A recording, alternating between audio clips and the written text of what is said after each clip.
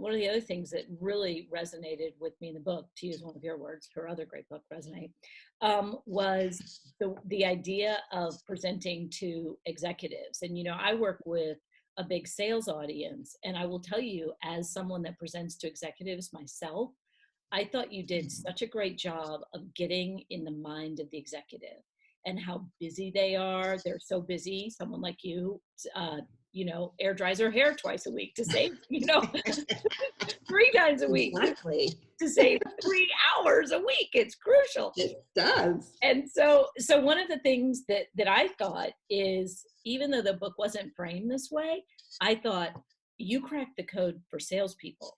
Salespeople are always trying to get beyond the transactional and get to the executive, but yet they don't present the information right.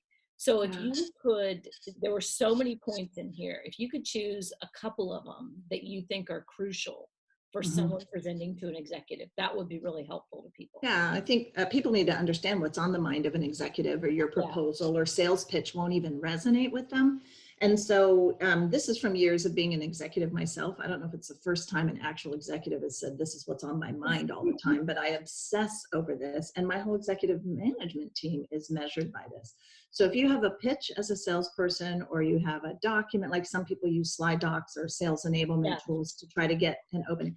If an executive can't see what they're measured by in your material, they'll feel like it wasn't worthy to be on their desk. Right? So they want it, you have to hit something that resonates with them at a level that they feel it's worth their time.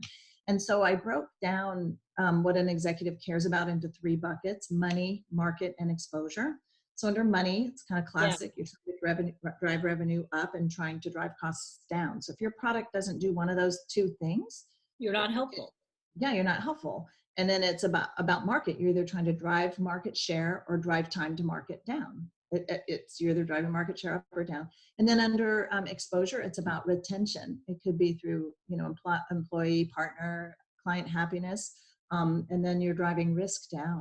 So that's where all of the, a lot of technology solves exposure problems and stuff like that. So you got to really understand what it is they care about and how they work, and even run, like, I have my team run Google alerts, so you know what the person and the brand are going through, research what's going on in the news for them so you understand the pressure, read the 10K, latest 10K, like really know who they are and what's on their mind before you approach them at the highest level.